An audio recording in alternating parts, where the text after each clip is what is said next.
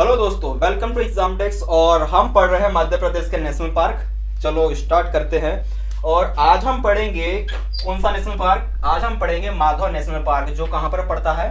वह पड़ता है शिवपुरी में। कहाँ पर? शिवपुरी में। तो स्टार्ट करते हैं नेशनल पार्क। चलो, आप बकायदा ना लिखते भी रहा करिए और नोट्स बनाते रहा करिए। इससे क्या होगा कि यह नोट्स आपके लिए बहुत ज़्यादा हेल्पफुल हो जाएंगी। और हाँ, कि लिखना कैसे है वो मेरे साथ देखो आप। तो हम पढ़ रहे हैं माधव नेशनल पार्क के बारे में। माधव राष्ट्रीय उद्यान, माधव राष्ट्रीय उद्यान। और माधव राष्ट्रीय उद्यान पड़ता कहां पर है? यह पड़ता है शिवपुरी में। कहां पर? शिवपुरी में। मैं आज आपको ऐसा लिखवाऊंगा कि कुछ भी डेटा क्या बाहर जारी नहीं दूंगा। मैं पूरा का पूरा हम कवर करेंगे आज। तो हम पढ़ेंगे माधव नेशनल पार्क के बारे में। चलो, तो हम बात करते हैं कि माधव नेशनल पार्क की स्थापना कब हुई थी, कि मतलब यहाँ नेशनल पार्क बना कब था। तो हम बात करते हैं इसके स्थापना की। हम बात कर रहे हैं किस किस की स्थापना की, और इसकी स्थापना कब हुई थी? इसकी स्थापना हुई थी कब? 1958 में, मतलब 1958 में इसकी स्थापना हुई थी। किसकी? माधव राष्ट्रीय उद्यान की। ठीक है, अब हम बात कर लेते हैं इसके एरिया की, कि इसका एरिया कितना है, या फिर इसका क्षेत्रफल बोल सकते हैं आप हिंदी में, क्योंकि अक्सर क्या है आजकल कुछ भी पूछ सकता है। तो इसका क्षेत्रफल पड़ जाएगा आपको 376 किलोमीटर स्क्वायर। वैसे 375 पॉइंट कुछ में है, लेकिन हम इसे एग्जैक्ट 376 वर्ग किलोमीटर हम इसे मान सकते हैं। और हाँ, इसका एक वेरी इंपॉर्टेंट पॉइंट है, आप नोट करते रहा करिए, कि माधव राष्ट्रीय उद्यान में सबसे ज्यादा वन घनत्व पाया जाता है। देखो तो क्वेश्चन क्या बनेगा कि किस राष्ट्रीय उद्यान में सबसे ज्यादा वन घनत्व पाया जाता है? कहां पर? शिवपुरी में। तो लिख लो आप, यहां सर्वाधिक वन घनत्व पाया जाता है। वन घनत्व पाया जाता है। ठीक है, आप बिल्कुल चिंता ना करिए, याद करवाने की जिम्मेदारी मेरी है। तो हमने क्या पढ़ा कि माधव राष्ट्रीय उद्यान कहां पर है? शिवपुरी में है। इसकी स्थापना कब हुई थी? इसकी स्थापना हुई थी 1958 में, और इसका एरिया है 376 वर्ग किलोमीटर। ठीक है, और हमने क्या पढ़ा कि यहाँ पर सर्वाधिक वन घनत्व पाया जाता है। आपने सुना होगा जो बांधवगढ़ नेशनल पार्क है, वहाँ शेरों के मामले, मतलब जो घनत्व वहाँ पे शेरों के लिए, कि वहाँ पर कि 1 किलोमीटर दायरे के अंदर ज्यादा शेर पाए जाते हैं। कहां पर? माधव में। ठीक है, सॉरी, बांधवगढ़ में। और सबसे ज्यादा बाघ पाए जाते हैं कान्हा केसरी राष्ट्रीय उद्यान में, जो हमने पिछली क्लास में पढ़ा था। ठीक है, देखो आप जानते हैं, आपने नाम सुना होगा सिंधिया राजवंश का। किसका? सिंधिया राजवंश का। यहाँ जो माधव राष्ट्रीय उद्यान है, आजादी से पहले क्या था कि यहाँ सिंधिया राजवंश का क्या शिकार स्थल था। मतलब यहाँ पे पहले जो सिंधिया राजवंश के जो राजा महाराजा थे, यहाँ पर क्या करते थे? शिकार करते थे। तो ठीक है, तो हम क्या लिखेंगे पहले यहाँ पर कि यहाँ पहले सिंधिया राजवंश का शिकारी स्थल था। शिकार स्थल था। कौन सा? Madhav national park. ठीक है, देखो यहां पर एक नदी बहती है जिसका नाम है मनिहार नदी। तो पूछ सकता है कि मनिहार नदी किस नेशनल पार्क से बहती है? तो किससे? माधव से बहती है। देखो, माधव से आप मनिहारी याद कर सकते हैं। म से माधव, म से मनिहारी। ठीक है, तो यहां से मनिहारी नदी बहती है। मनिहारी नदी बहती है। बाकायदा आप ऐसा लिखता करिए। ठीक है, देखो यहाँ से क्या, यहाँ से मनिहारी नदी बहती है। ठीक है, देखो मनिहारी नदी के साथ साथ ना यहाँ पे 2 झीलें भी हैं। उन झीलों का क्या नाम है? देखो यहाँ पे एक झील है, देखो ये है क्या अपनी मनिहारी नदी।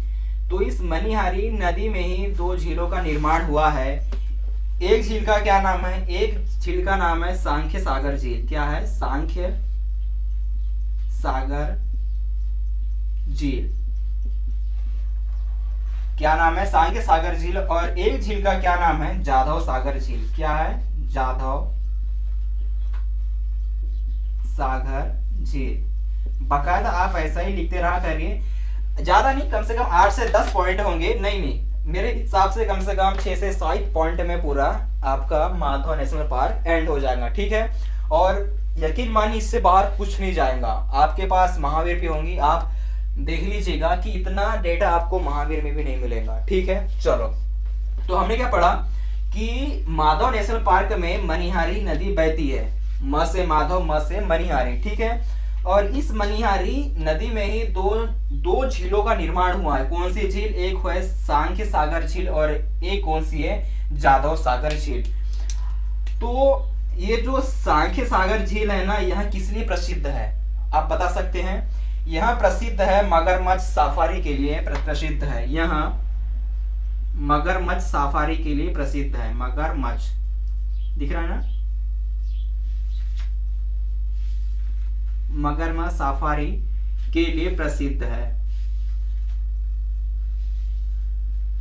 देखो क्वेश्चन ऐसे ही बनेंगे कि कौन सी झील मगरमच्छ सफारी के लिए प्रसिद्ध है। आपने कभी ये नहीं पढ़ा होगा कि माधव में मनिहारी नदी बहती है और वहां पर 2 झीलें हैं, और कौन सी झील मगरमच्छ सफारी के लिए प्रसिद्ध है? कौन सी झील?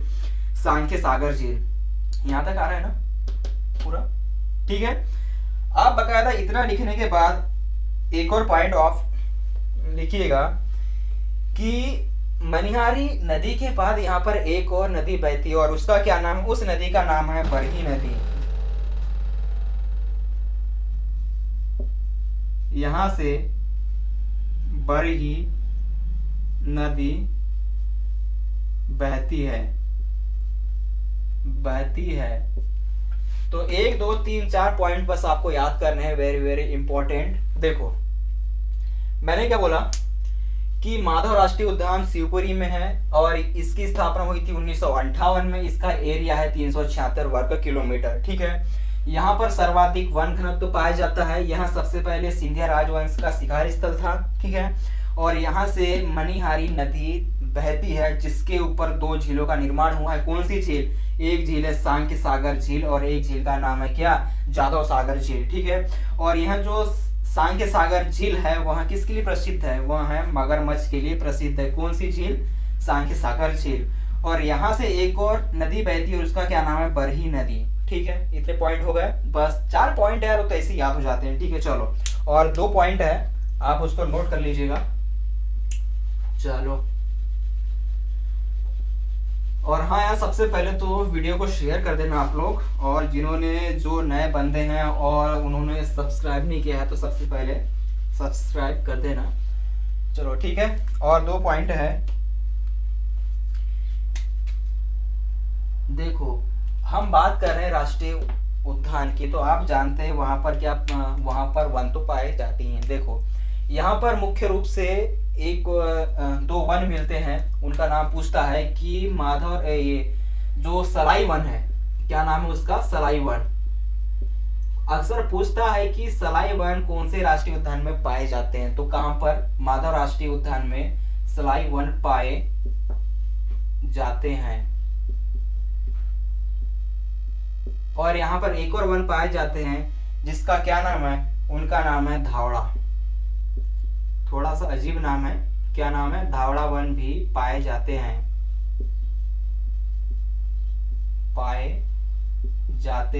ठीक है, चलो ये भी हो गया। ठीक है, और हाँ, यहाँ से 2 NH मतलब नेशनल हाईवे गुजरते हैं। कौन कौन से? देखो यहाँ से एक निकलता है NH3। पूछते हैं, क्वेश्चन बनते हैं कि NH3 नेशनल हाईवे, और एक और है उसका क्या नाम है? NH25, NH25, NH25। तो पूछता है कि NH 25 और NH 3 कौन से नेशनल पार्क से गुजरते हैं, कौन से माधव नेशनल पार्क से, ठीक है। और जो NH 3 है कहाँ से कहाँ तक, यह है आगरा टू मुंबई, आगरा टू मुंबई, ये भी आपको याद होना बहुत जरूरी है कि कौन सा नेशनल हाईवे कहाँ से कहाँ तक जाता है। और यहाँ जाता है NH 25 शिवपुरी, देखो यहीं से शिवपुरी टू झांसी, ठीक है। झांसी जो कहाँ पड़ता है, यूपी में पड़ता है, आप जानते हो, ठीक है। चलो ये भी हो गया, बस एक लास्ट लाइन बची है, उसके बाद हमारा पूरा एंड हो जाएगा माधव नेशनल पार्क। देखो यहाँ पे आपने नाम सुना होगा जॉर्ज कैसल भवन का, क्या, जॉर्ज कैसल भवन। यहाँ पर जॉर्ज कैसल भवन स्थित है, कहाँ पर, शिवपुरी में। और शिवपुरी में कहाँ पर, माधव नेशनल पार्क में स्थित है। और साथ ही साथ आप जानते हैं कि यहाँ पर क्या है बताओ, यहाँ पर तात्या टोपे की समाधि भी है,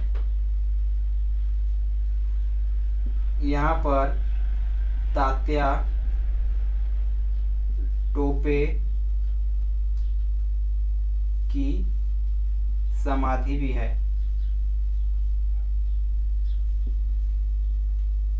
समाधि भी है, बस।